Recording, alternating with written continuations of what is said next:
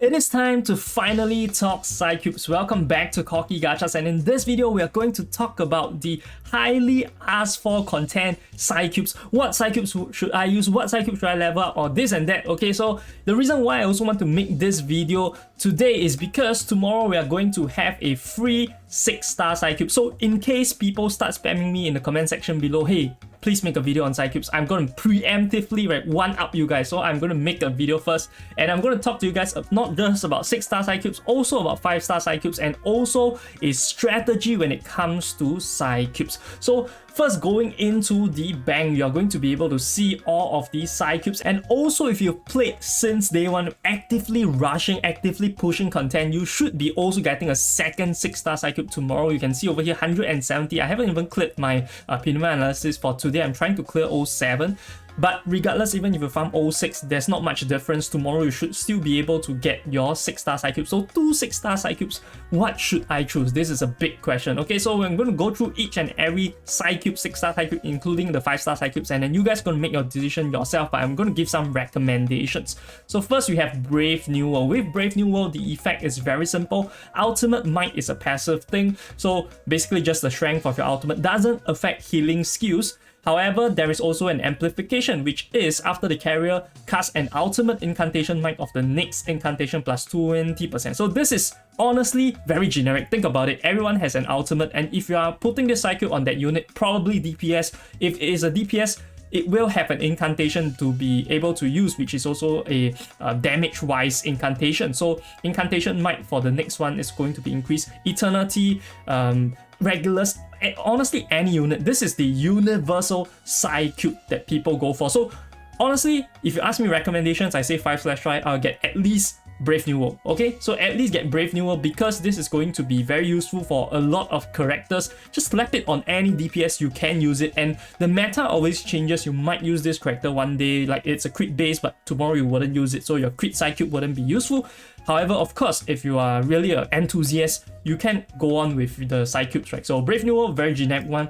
Hopscotch. Okay, this is the second one, Incantation Might now. So this is for any of the characters which have damage-based incantation skills. So DPS can also use it. For each enemy defeated by the carrier, Ultimate Might plus 4% for the carrier. This is also very good for your ulti carries, or the people that are going to use Ultimate a lot, plus they deal a lot of damage. Examples, Centurion is going to be good if you want to cycle the Ultimate very fast, and Centurion is going to kill a lot of people, so it will stack up very, very fast. Eternity, good example. One ultimate is going to kill a lot of people, or even just a normal skill, definitely able to kill people, your main carry. And also A Knight. I think A Knight is a good example because A Knight skills also require you to kill them off for extra moxie, so it's a double amplification. I think for those units it is really, really good. Of course, any unit that can kill off enemies, it's your main DPS, you can probably also use Hopscotch, but that is on the assumption that the ultimate is important to them. If their ultimate is not really that impactful, then maybe they wouldn't want ultimate might. So that is just a thing, and they also have to kill multiple units to get that stacked up. So Hopscotch also pretty good. Next one is Second Life. So Second Life over here, attack plus 4% after carrier casts the ultimate, mass ultimate, right? HP plus carrier's attack plus times 32% for all allies. So this on paper really sounds good. Okay, you might want to use it on someone like Ananli, okay, but honestly I can tell you this Psycube is not that good. I have tried it on Ananli. I don't think it's that good. I thought that with this Psycube I could replace the healer, but in actual fact I couldn't do so. The sustain is very little. Even if your Ananli or whatever character with the mass attack is very strong, you're still not going to do that much. So instead of getting that extra a little bit sustain, I would recommend going for another offensive Psycube that is much better. And for the healers that require attack stacking, this is also not for you, because you pretty much want to go for the other healing Psycube. So yeah, I think this is quite low on my priority, but I might be wrong. This is just my perspective from playing it, from testing it. Next is going to be Blasphemer of Night, and this is a very intriguing Psycube. So Incantation Might 12%. Like I said, Incantation Might, any DPS can use it, so a lot of people want to put it on DPS. When the carrier attacks, if the target has 2 or more negative status, damage dealt plus 12%. This is where the problem of Blasphemer of Night comes in. 2 negative status is quite hard to maintain. And to be honest, I can't think off my head whereby there is any carrier that is able to apply 2 negative status by themselves. Eternity applies the healing wound. Just to give some examples, might not be comprehensive or exhaustive, but negative status refers to stuff like poison, healing wounds, the corrosion, the confusion, as well as weakness, and yeah, those kind of stuff. So I might not have listed everyone, but imagine a character that requires 2 of those on it before you can use it. So it's quite a niche thing whereby you have to have a specific team, and like I mentioned, right, since the meta changes constantly, you might not use the exact team all the time. So it might be a waste if you invest in this Psycube, but that is just my personal opinion. Okay, so next one is going to be Thunderous Applause. This one quite straightforward. Everything is about crit rate plus 10%. And when the crit scores a critical hit, right, so critical damage plus 16%, but it is one target attack scores critical hit. So off the top of my head, it's Leah is going to be very good with this. Regulus is also not bad since Regulus needs crit rate. Even Centurion can benefit from this, but I think Centurion might want a bit more either Brave New World or Hopscotch. But yeah, so this one's quite straightforward. Crit based units, you're just going to use it. So in future, if crit based units comes out, it's going to be useful. My recommendation is if you really want to use Leah as a main carry or Regulus as a main carry, one of them can be the Thunderous Applause. Okay. Next is going to be Inquisitive Deer, and this is specifically for healers. Healing done 12%. Amplification is when you cast a basic incantation, debuff HP plus the carrier's attack for the ally. So this is obviously going to be for Sotheby and also for other of the healers which have debuff. So this is quite generic as well. But just a recommendation, so you're only going to have 2 of the Psycube selections, right? Because in the future, sure, you can still farm a additional Psycube, but I don't really recommend you guys going for this 6-star Psycube. It's a bit heavy in investment. Of course, if you're a whale, go for the best one, right? Inquisitive Deer is going to be good for you, but for free-to-play players, maybe there are other options. I'm going to list it down later in the 5-star. So I think that this is not that worth it to invest as a 6-star. And lastly, we have his Bounden Duty. So this one, damage bonus 6% for each enemy target defeated by the carrier HP plus the carrier's attack times 60%. So this is kind of underwhelming. Attack and heal, it might just be me not seeing the advantage of this. I don't think this Psycube is that useful and that universal.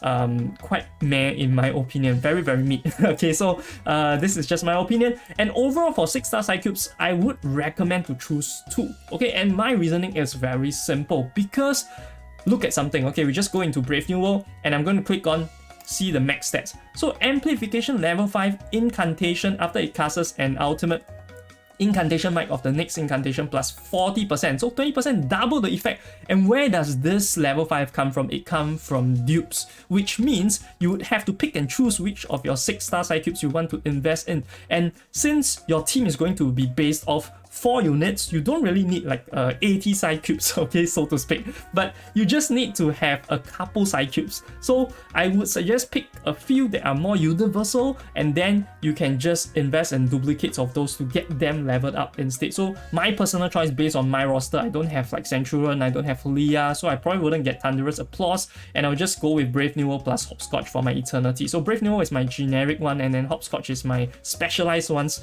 for my DPS unit. So that is just for me. If you have a Leah, then probably I would choose Brave New World plus like Thunderous Applause because of the crit. The rest of them are good if you can find a perfect unit for it, but like I mentioned, meta changes, so I rather have my Psycubes be more flexible. So you might ask at this point, hey Cocky, you say that only pick 2, then where the other 2 come from? Very easy, we go to 5-star, because also you're going to farm the 5-star materials, and you can see I've already spent mine, and what I spend on is going to be on Yearning Desire. I'm not going to go through every single thing, I'm just going to mention the notable ones. Okay, so Yearning Desire over here, what it does is Incantation Might 9%. When the carrier attacks, if the target has stats down or negative status, the damage dealt plus 8%. And you can notice that this is a direct correlation with the Blasphemer of Night. But the condition to trigger it, much easier. Of course, it is weaker in that sense because it's a 5-star Psycube, but I think in some aspects, given the lower requirements and even stats down, a lot of units have stats down,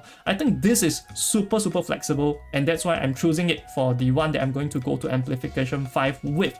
The second one, like I mentioned, since the healer one I don't recommend, I will go with Laughter and Laughter. And over here, this isn't that bad. Damage taken reduction 4%. If the damage you're going to take is massive, 4% is massive. So percentage wise is very, very strong. This kind of reduction is very, very good. So even though the healing is not outright there, it actually takes some time to stack, just like at eternities like stack, right? Per turn, per turn, per turn, per round, per round, per round. But usually in the first rounds, you don't need that healing. So you probably use it when it starts to stack in 2 turns. And yeah, this is much lower investment. And for healing, I don't think that the healing done is the most important. In fact, I would say that the damage taken for the healer to survive might outweigh the benefits of healing done. So I think that this is really suitable. So 2 6-star and 2 5-star Psycubes is my recommendations for a upgrade path. The rest of the 5-star Psycubes, I wouldn't say they are useless. I would say that they are not as good compared to the 6-star counterparts. So like I mentioned, you're going to have 4. If you really don't want, so for instance, if you invest in Brave New World and Hopscotch and you still have a Leah and you are thinking, hey, I still need crit, then you can probably go for an afternoon nap. But the problem with afternoon nap is that it is just straight up weaker than the 6-star version, right? So there is no like easier to trigger stuff like that. So I think that if you really want to go for a crit one, might as well go for Thunderous Applause, and DPS is quite an important role to invest a Psycube in. So definitely go for 6-star for your strong DPS units. That is just in my opinion. Now, of course, other than this strategy that I mentioned, whereby it's buying of the 5-star, buying of the 6-stars, the dupes have to come in the form of the Gluttony. This one is quite simple, but also one important thing, right? When it comes to ascending the Psycubes, you need the polarization, which is over here, monthly limit 15. So you definitely want to clear it, 120 to clear the whole month, and the monthly reset is coming very, very soon in a couple of days. So try to clear it before you buy your Yearning Desire. I will pretty much be able to clear it regardless because I can clear 7. So once I clear 7, then I would have enough currency with the few days currency to be able to buy this, no problems. But for people that are still early in the game, you are still clearing like the earlier like Punima Analysis, prioritize buying the LF polarization first over the Yearning Desire. Yeah, so this is just my recommendations. Now, of course, like I mentioned, the monthly reset is coming up soon, and the artificial somnambulism is something that you should really touch on before this monthly reset or even before the weekly reset. So definitely check out this video that I have over here to see how you can progress in artificial somnambulism to get the best out of it before the reset happens. I'll see you guys over there. This is Corky Gachas, signing off.